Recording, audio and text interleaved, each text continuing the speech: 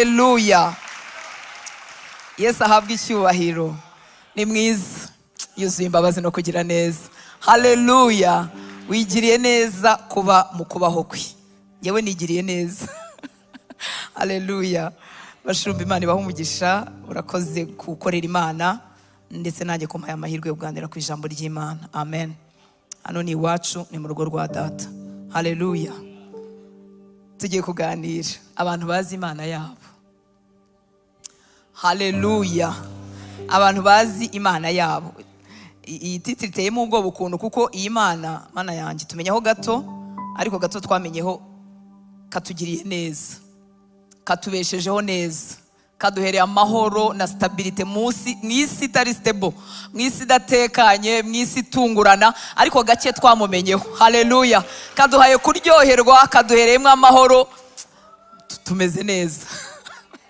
Haleluya. Abantu bazi Imana yabo ni ngari, ni nini, tugenda tumenyaho gakeya, kandi aho yangiriye neza ikandembuza mu banyabyaha, ikamenyesha izina ry'umwana wayo. Kuva uwo munsi natangiye urugendo ruryoshye hamwe nayo. Ese ruryoshye bivuga bitagira ibibazo? Oya, njyamo nangira ngo hari n'igihe biba byinshi. Ariko ruraryoshye, rurizewe, waduhamagaye n'uwo kwizerwa. Haleluya. Yadukuruje neza ye, urukundo rwe ruratugose, adufashe mu kiganza cye, yaduhaye aya mahoro n'ay'ukuri. Aya mahoro isi idashobora gutanga n'ay'ukuri. Haleluya. Biraryoshye iyo wakira agakiza uri mukuru, uba uzi kubigereranya byombi. Uriyizi utagafite, uriyizi ugafite. Uriyizi Yesu ahari, uraniyizi adahari. Haleluya. Ndakwifuriza kumenyana n'Imana yawe. Imana ishimwe cyane. Dufite itorero ryiza, urusengero rwiza, abakozi b'Imana beza, bafite ibintu byinshi byiza byo gukorera Imana. Ariko biragatsindwa n'Uwiteka kumenyana na New Life ntumenyane n'Imana yawe. Imana yatumye iri sengero ribaho, Imana yatumye abakozi b'Imana babaho. Biragatsindwa n'Uwiteka kumenyana n'umushumba ukagarukira aho ngaho. Wabuhombye. Abantu bazi Imana yaho. Iyihe Mana? Iyihe Mana ko Imana zabaye nyinshi? Hariho n'inyigisho zitubwira ko natwe ubwacu turi Imana, ni koko, ariko motifu behind inshuro nyinshi bitari yo. Kuko umuntu utanemera n'Imana arimo arishakamo igisubizo, arimo arishakamo gushobora byose, kandi arimo arabigerageza, arimo aranabibasha. Umuntu yakoze ibintu byinshi, umuntu arajya ku kwezi, umuntu arajya hehe simbizi, umuntu arakora ibintu bitangaje, umuntu arimo aragerageza no gukora undi muntu wakora nk'ibyo abantu bakora. Umuntu ateye ubwoba. Biroroshye rero kugwa mu gatego ko kwibwira ko turi Imana. Ntiturizo, turi abana b'Imana, ariko ntiturizo. Haleluya. Kuko ntushobora byose kandi ukeneye Imana. Ariko wowe udahari, Imana yakomeza ikaba Imana, igahera mu itangira ikageza mu iherezo, yakomeza ikaba Imana. Ariko wowe utari kumwe nayo, ntushobora byose. Yesu yarabivuze, aravuga ngo ninjye muzabibu w'ukuri, mwebwe muri just amashami. Haleluya. Arongera avuga ngo ntacyo mubasha kugira gute, gukora mutagize gute, mutamfite.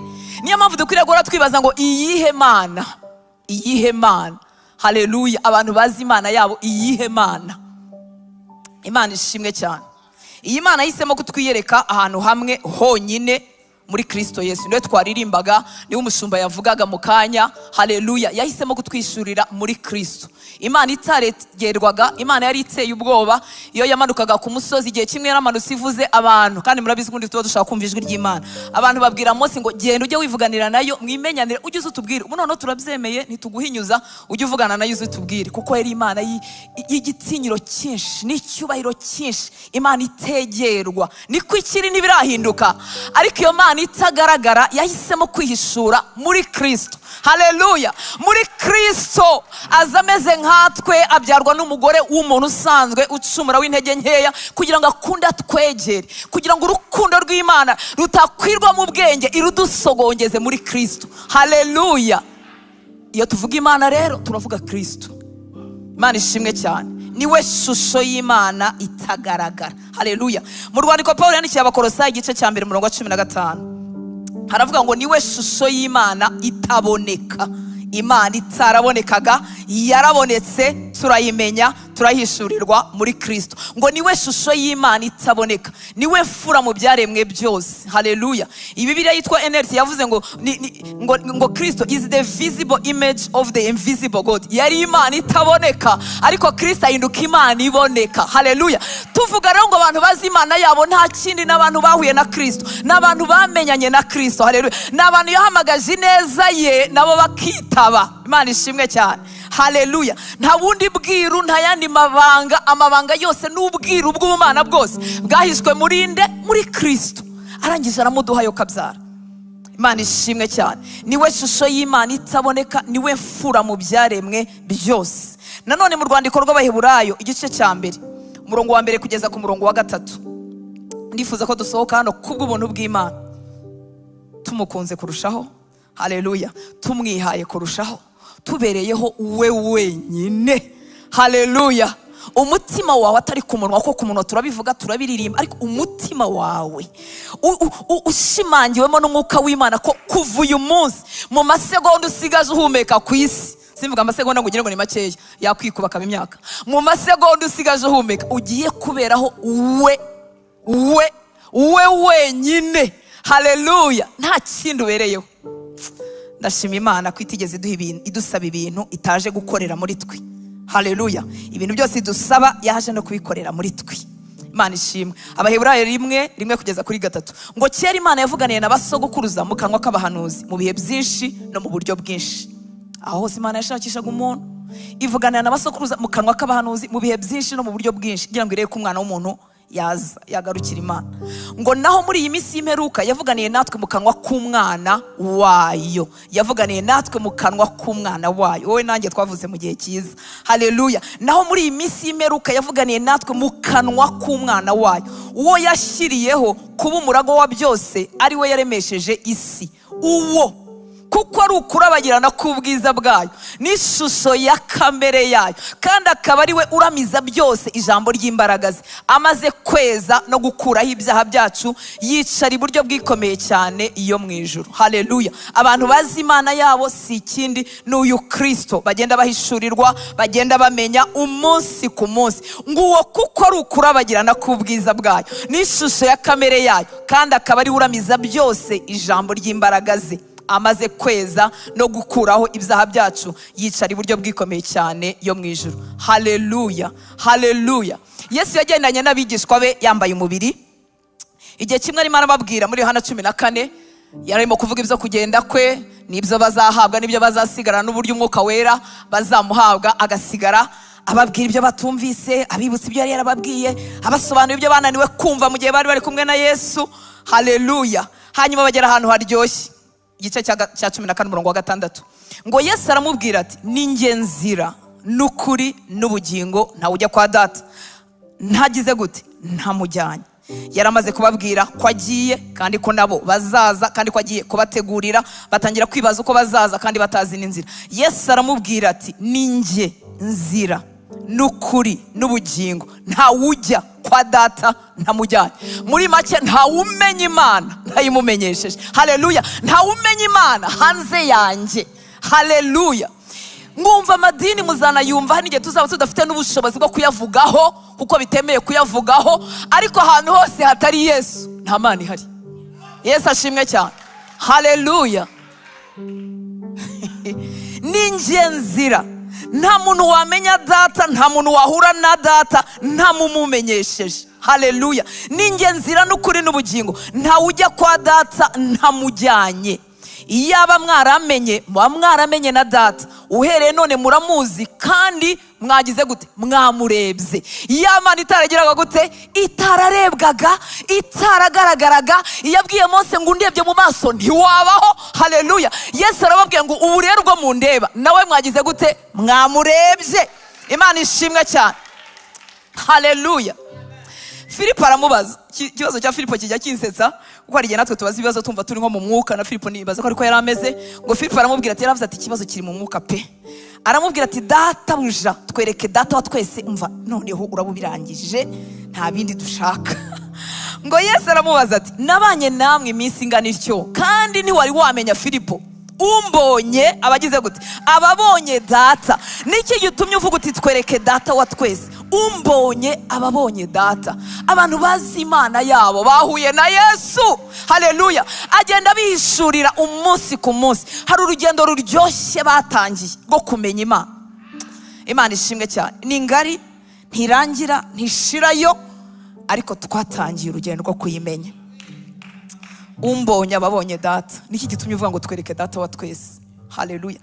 Mu Migani 8:35 yaravuze ngo umbonye ababonye ubugingo. Haleluya. Yesu nitumureba n'amaso, Yesu nitumumenya nkuko bamwiga mu ishuri cyangwa bamwiga mu bwenge. Oya, umuntu ashobora kumwiga mu bwenge akamenya ibintu byinshi bimuvugwaho, agasoma ibitabo akandika ibindi mu bwenge, ariko Yesu kumubona ubuzima bwe buraza bukaba muri twebwe. Haleluya. Yesu si izina riraho, n'ubuzima bw'ubumana. Haleluya. Yasutse mu bamwizeye twese. Imana ishimwe cyane. Niyo mpamvu ufite ubugingo buhoraho, niyo mpamvu utazapfa byiteka.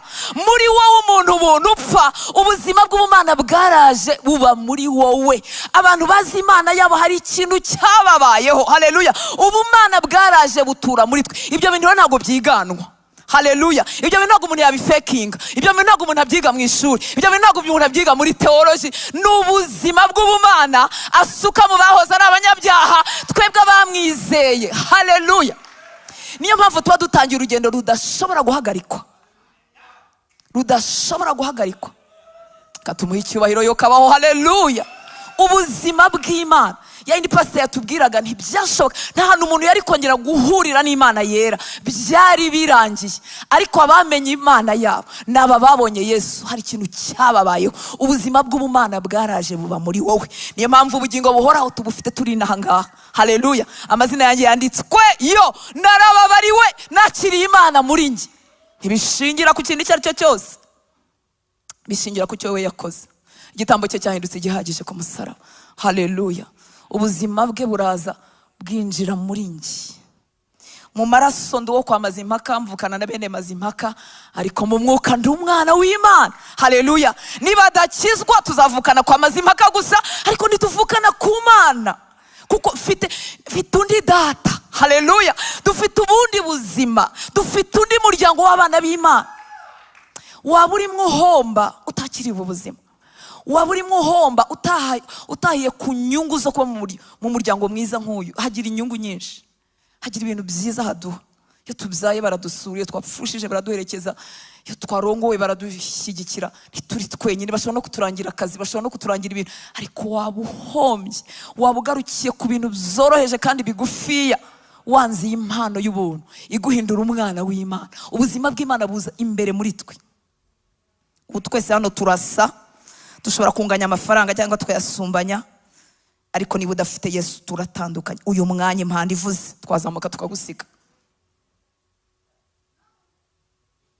Nshuti z'Imana, ni impano y'ubuntu. Haleluya. Ni impano y'ubuntu, ni igitangaza. Ndimo ndamusaba ngo yo kabyara nampe kumuvuga neza, kuko ntibishoboka ko umuntu yamenye impano y'ubuntu ngo yange kuyakira. Ntibibaho. Ntiwemere ikinyoma na kimwe cyatuma utakiriye impano y'ubuntu.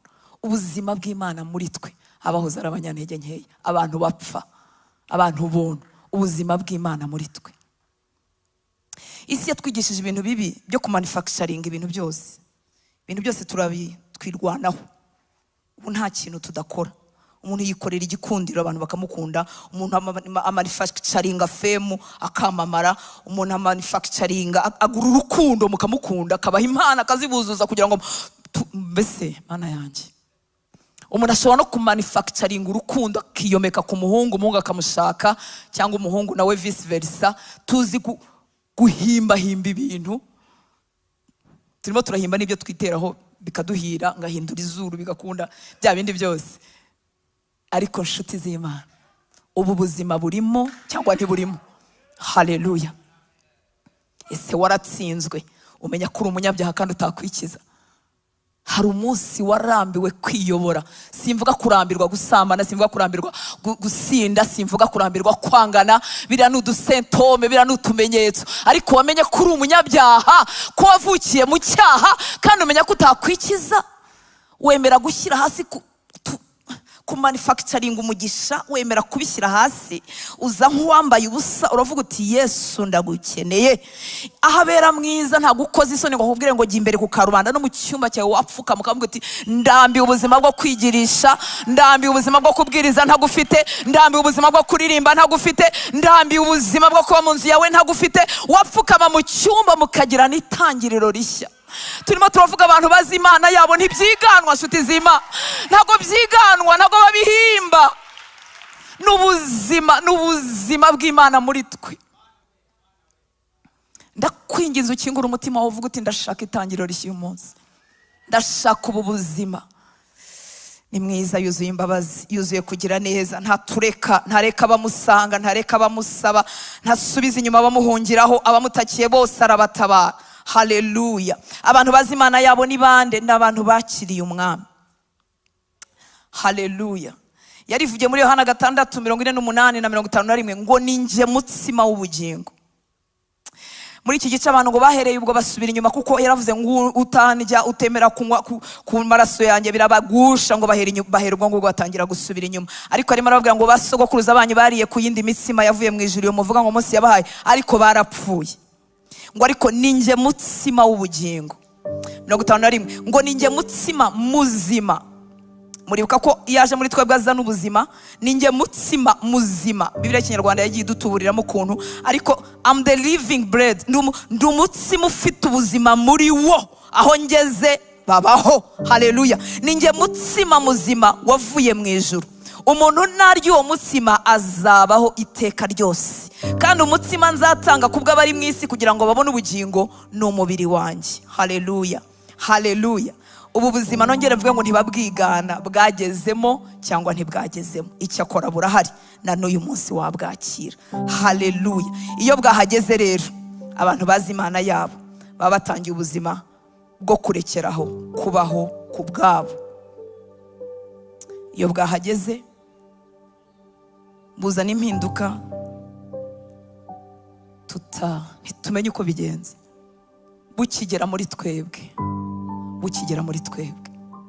bugusigamo kwifuza kumunezeza. Ubusanzwe uri ikigenge, cyangwa nari nsanzwe ni ikigenge, reka nivuge nyobora ubuzima bwanjye uko nshaka. Umunsi ubwo buzima bwageze mu buzima bwanjye, ntariga ishuri na rimwe rimbwira iby'Imana, ntaramenya za nyigisho z'ibanze, ariko umunsi bwageze mu buzima bwanjye, numvise ntagishaka kwiyobora ukundi.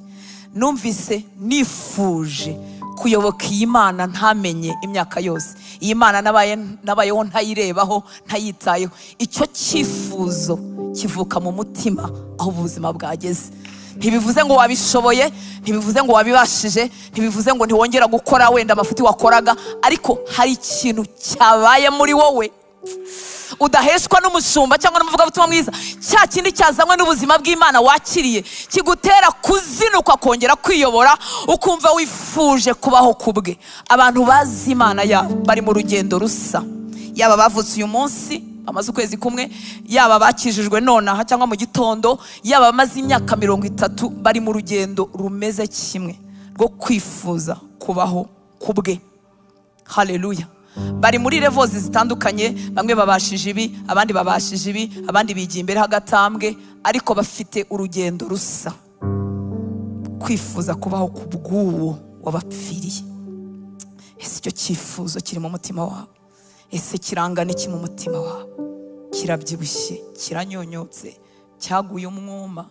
Kwifuza kubaho kubw'uwo waguhaye ubuzima, wari uwo gupfa, wari uwo gupfa, wari uwo kurimbuka no gutandukanywa n'Imana. Ishimwe rizaba ryinshi, nk'uko pastor yavugaga, rizaba ryinshi ritewe n'uko wamenye value, agaciro k'icyo wahawe. Ishimwe rizaba kumwiha no kumwiyegurira, bizagenda bikura muri wowe uko usobanukirwa icyo yagukijije n'icyo yagucunguye. Mwuka wera ngwino twigishe. Haleluya, haleluya. Mu rwandiko rwa kabiri rw'Abikorinto 5:14 kugeza kuri 15, rwandiko rwa kabiri Paulo n'Itorero ry'Ikorinto 5:14-15, ngo urukundo rwa Kristo ruraduhata, ruradupushinga, ruradusunika, kuko twemejwe yuko nk'uko umwe Kristo yapfiriye bose, ariko bose bapfuye, kandi yapfiriye bose kugira ngo abariho, ngo ni twebwe twahawe ubuzima, kugira ngo abariho be gukomeza kubaho ku bwabo, ahubwo babeho ku bw'uwo wabapfiriye akanabazukira. Muranyumva nshuti z'Imana? Haleluya, haleluya. Abubwo buzima bwagezemo bahuje urugendo, bahuje icyifuzo. Bashobora kudakorera Imana mu bintu bisa, ariko mu mitima yabo harimo ijwi rimeze kimwe. Bahagaze muri uyu murongo ngo bamenye ko yapfiriye bose, bamenye ko bari abo gupfa, bamenye ko bari banapfuye, hanyuma bamenye ko uyu munsi ubuzima barimo bwenda kumera nk'inyongezo. Muri make ntibariho ku bwabo, kuko bo bari abapfu, bari barapfuye. Kuko icyo kintu bakimenye uyu munsi, haleluya, basobanukiye ko nubwo bariho ntibariho ku bwabo, ntibakwiriye gukomeza kubaho ku bwabo, ngo ahubwo babeho ku bw'uwo wabapfiriye akanabazukira. Bibiliya yitwa ijambo ry'Imana hano iravuga ngo barekeraho kubaho bishimisha ubwabo, ngo ahubwo babayeho bashimisha uwo nguwo wabapfiriye akanabazukira. Nshuti z'Imana, twebwe abapfuye akatugarurira ubuzima, uyu munsi twaba turiho mu buzima bw'inyongezo.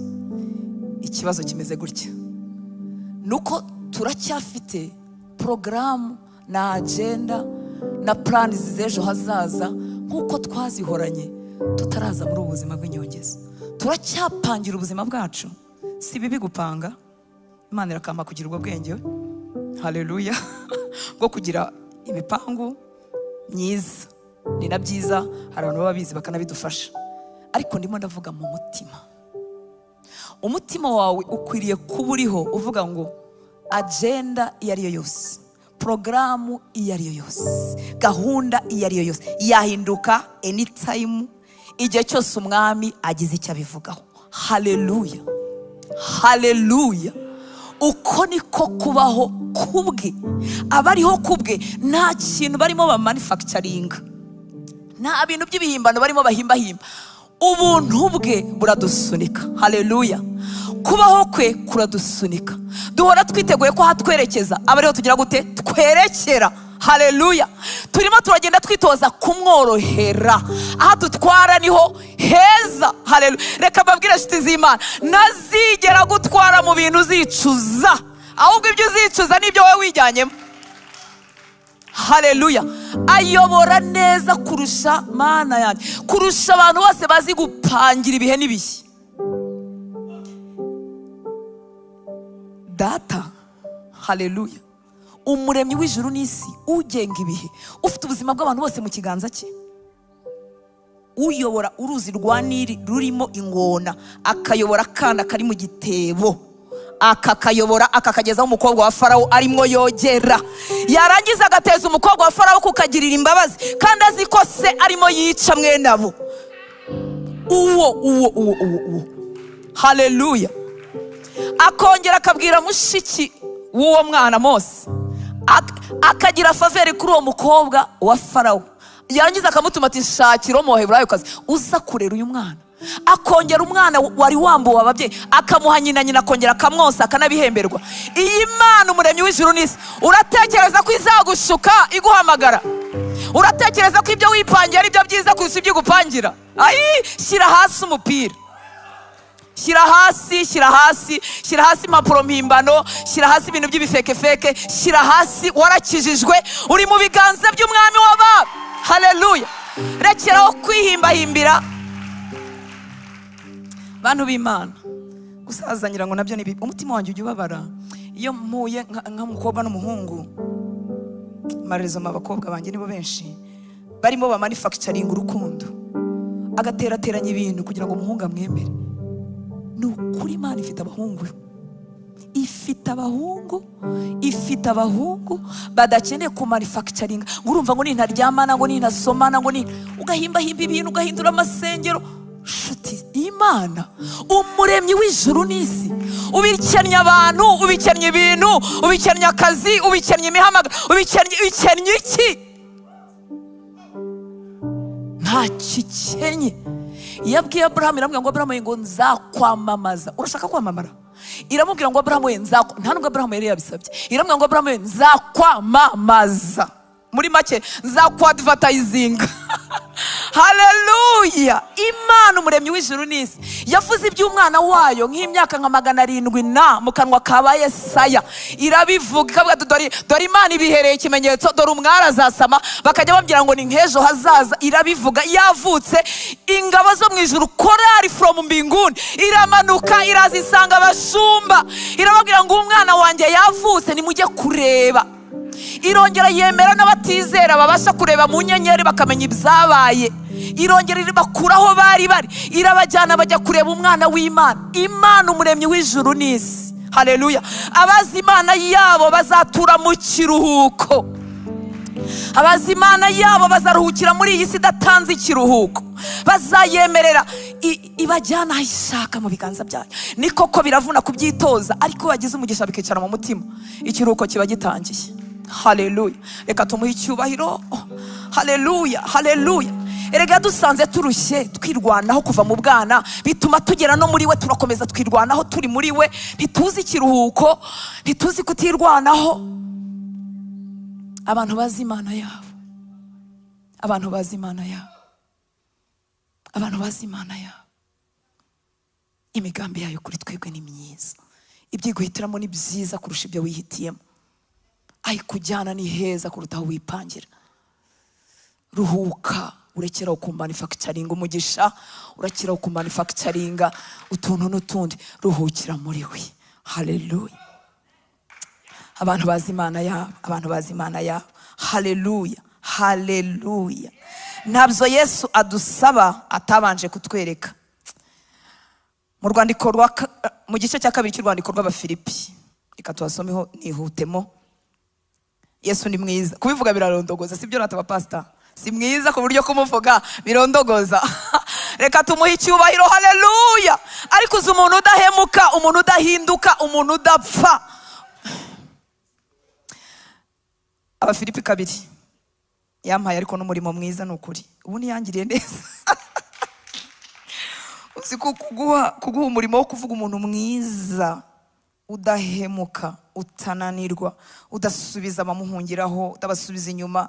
Niwe muntu wera. Ibi bintu bihora bisiga ubwenge bwanjye. Niwe muntu wera udatera complex yo kwegerana nawe. Urabona buri muntu ari umunyabwenge cyane, utinya kumwegera, wumva bitahura. Yakwambara neza cyane ugatinya kumwegera, agira amafaranga menshi cyane ugatinya kumwegera. Uko abantu bagira ibintu bidusumba niko dutinya kubegera. Ariko uyu mwami w'abantu niwe wera, wegerana n'abanduye. Niwe ushobora byose, wegerana n'abadashoboye. Ntugire complex, ntibikujene kumwegerayo kabza. Ineza yakayigukuruza ati ngwino mwana wanjye.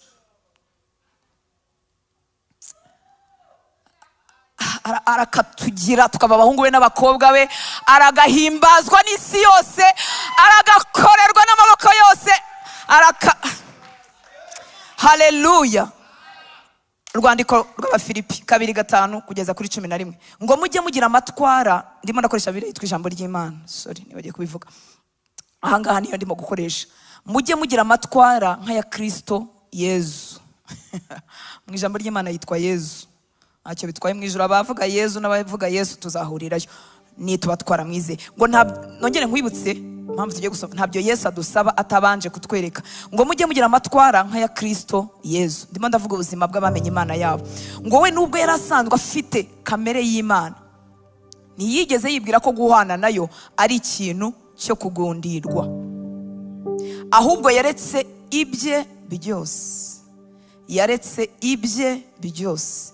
Abantu bazi Imana yabo, hari ikintu gikoreka mu mitima yabo kigenda kibatera kurekura ibyabo byose. Nuhura n'inyigisho zikubwira gufatafata, uzamenye ko zitarizo. Abantu bazi Imana yabo, abantu bari muri Yesu bagenda bamurekurira ibyabo byose. Nta kintu baholdinze cyane batarekura, nta kintu bishingikirijeho cyane yatwara ntibagumane na Yesu. Ngo ahubwo yaretse ibye byose, ahinduka nk'umuntu, ndetse afata kamere y'inkorera gahato. yabonetse ameze nk'umuntu, yicisha bugufi, arumvira, ntiyanga no gupfa, ndetse apfa abambwe ku musaraba. Nicyo cyatumye Imana imushyira hejuru cyane, imuha n'ikuzo risumba iry'abandi bose, ngo kugira ngo mu ijuru no ku isi ndetse n'ikuzimu bose bapfukamire Yezu bamuramye, bose bamwogeze mu ruhame, bemeze ko Yesu Kristo ari we nyagasani, ngo biheshe Imana se ikuzo. Haleluya. Iki cyubahiro kiruta icyandi mazina yose azabaho, ayabayeho n'andi azaduka hanyuma, gikomoka hano mu murongo wa 7. Muribuka ko yari asanzwe afite kamere y'Imana, yari Imana, nta kintu na kimwe cyaremwe kitaremwe nawe, ngo ariko ku murongo wa 7 ahubwo yaretse ibye byose, yasize ubwo bumana, asiga kamere k'Imana, asiga icyubahiro cy'Imana, ngo ahinduka nk'umuntu, ndetse afata kamere y'inkorera gahato, imbata idahembwa, y'igikoresho, ngo yabonetse ameze nk'umuntu. Ibi nibyo byamuhesheje izina risumba amazina yose, izina risumba amazina yose. Abantu rero bazi Imana yabo buri munsi bagenda bareka byose mu mutima wabo. They don't own anything. Bagenda bareka byose. Ikizakubwira ko uri mugenda umumenya,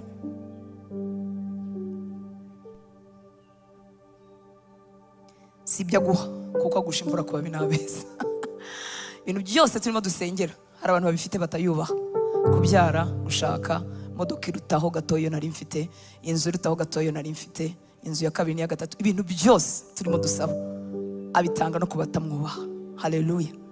Ariko ikizakubwira ko urimo kugenda umumenya si impano, kuko nabonye abaririmbyi ba secular music baririmba abantu bakarira, kugira ngo bari mu mwuka, bakanagwa.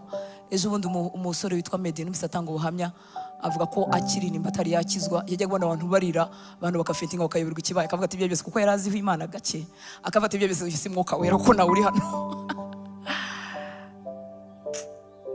Nshuti z'Imana, ikizakubwira ko urimo kugenda umumenye, wigira imbere, no kugenda urekura byose mu mutima wawe. Ikintu wari uholdinze ukirekura, ikintu wari ushikamyeho cyane ukirekura, icyo kizakubwira ko urimo kugenda umumenyaho. Kwigira imbere, kuko Yesu nta kintu adusaba atatweretse, atakoze. Yaretse ibye byose, ahinduka nk'umuntu, ndetse afata kamere y'inkorera gahato.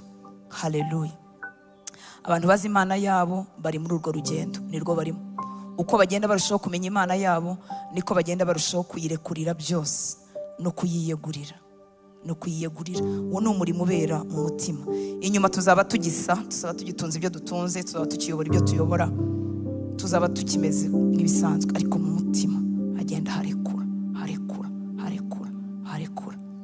Umugabo w'Imana Paulo yarabitubwiye nanone mu gice gikurikiyeho cya 3, ndangiza murongo wa 4 kugeza ku wa 11, ngo njyewe nanone ndakoresha Bibiliya yitwa ijambo ry'Imana, Abafilipi 3 kuva kuri 4. Njyewe mfite impamvu, ubundi yari afite ibyo afashe kandi yanakwirata bikumvikana, nkuko nawe ubifite, nkuko nanjye mbifite. Ubu dufite ibintu twirata ko twabyaye. Tekereza kwirata ko wabyaye utarihaye abana, twirata ko dufite ubwenge, kandi nta kintu mu by'ukuri nta kintu na kimwe dufite tutahawe. Ariko dufite ibyiratwa, dufite ibituma abantu batwemera, dufite ibituma abantu badushima. Nawe urabifite, urabireba, ukumva nibyo biguhaye icyubahiro. Paulo ne wari marabigeranya n'ibyari icyubahiro cye. Njyewe mfite impamvu zatuma niyemera ubwanjye. Haramutse hagize uwibwira ko afite impamvu zo kwiyemera, njyewe namuhiga. Umva nawe, ndakebwe ku munsi wa 8, ndi Umwisiraheli kavukiro mu muryango wa Benyamini, ndi Umuheburayi butwi. Ku byerekeye gukurikiza amategeko ndi Umufarisayi, naho ku byerekeye ishyaka natotezaga umuryango wa Kristo.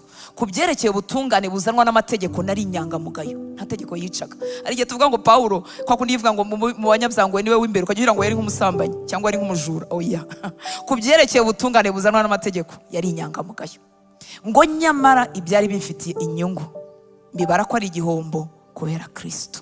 Haleluya. Ibyo yagezeho mu butungane bwe, mu mbaraga ze, mu kubahiriza amategeko, mu ishyaka ry'ubumana yari yarakuye muri iri tsinda yari arimo, ibyo byose bwa buzima bw'ubumana bumaze kugera muri we. Haleluya. Ibintu birahinduka. Ngo nyamara ibyari bimfitiye inyungu mbibara ko ari igihombo kubera Kristo. Ndetse ibintu byose bibara ko ari igihombo iyo mbigereranyije n'ubukungu buhebuje buzanwa no kumenya Kristo Yesu umwami wanjye. Kubera we nemeye guhara. Vuga ngo guhara.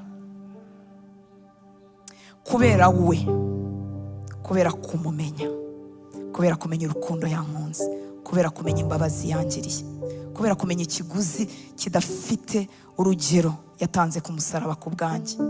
Kubera we nemeye guhara. Urimo uragenda uhara iki? Urimo uragenda urekura iki? Nemeye guhara. Iyo tuvuga guhara si ibyaha gusa. Ibyaha ni urwego ruto.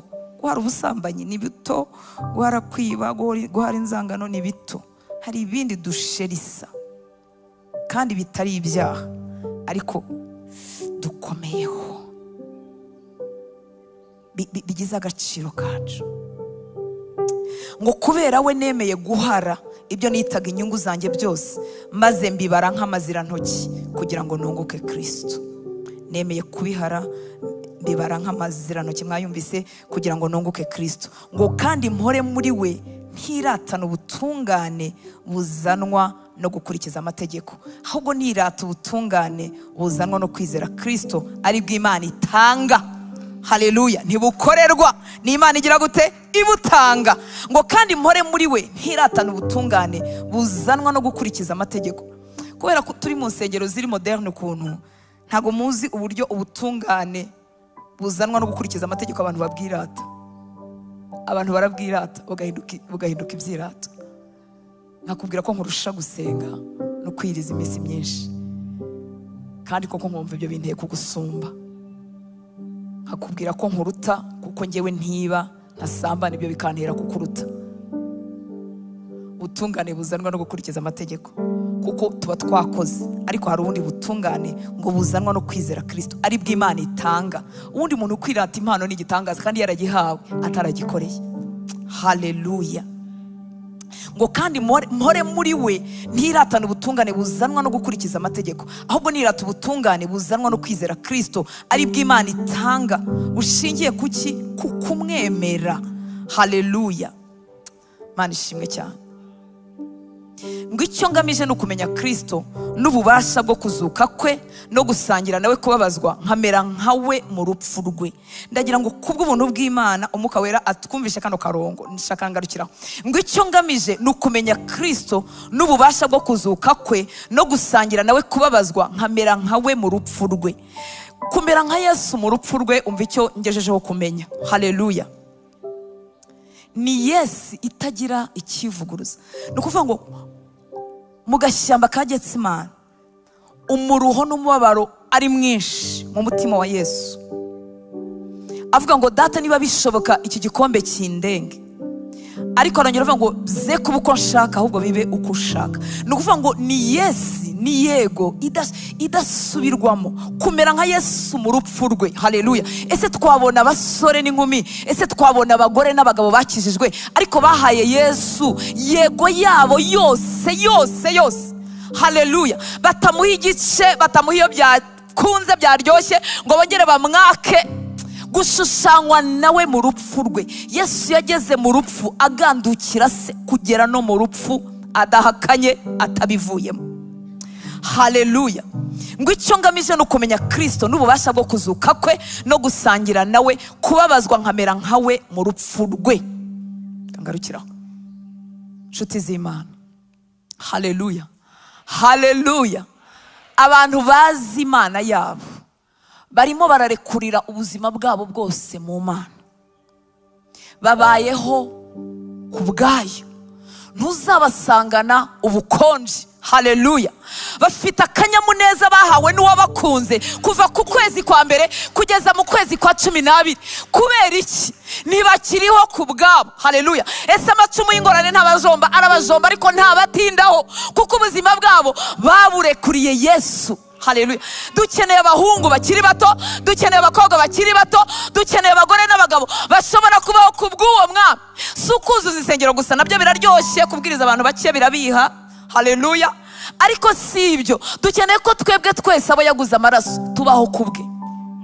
Uyu mugabo rero Pawulo nta kintu cyari kumukanga. Ntiwari kumukangisha ko uzamwica ngo atinye, ntiwari kuzamukangisha ko azafungwa ngo atinye.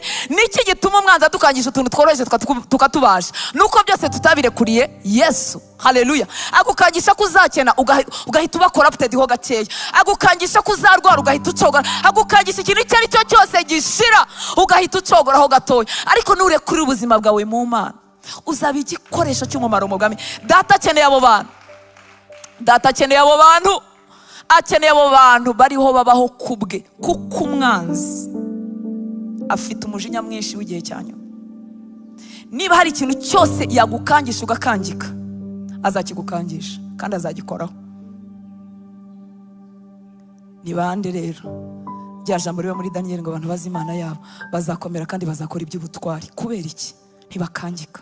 Daniyeli yamanutse yemye mu rwobo rw'intare, kandi kwari ugupfa, kuko mwibuke ko yari ari mu buyobozi. Iyo umuntu ari mu buyobozi abazi ibyobo byose, abazi na za gereza zose, siko bimeze. Ariko kuko yari yarekuriye ubuzima bwe mu Mana, yamanutse mu rwobo rw'intare adasenga, adataka, ntacyo avuga, atuje, kuko kubaho no gupfa byose rero bimuhaye. Haleluya. Umwanzi afite uburiganya bwinshi n'ibikangisho byinshi. Azakoresha ahantu hose udahaye Yesu, azahagukangisha unamuke. Kandi dukeneye abantu b'Imana. Ntago turi mu gihe hazakora umutambyi umwe. Dukeneye abantu b'Imana mu ofisi yose, dukeneye abantu b'Imana mu maguriro yose, dukeneye abantu b'Imana bamaramaje mu ngo zose, mu miryango yose. Mwuka Wera dushoboze.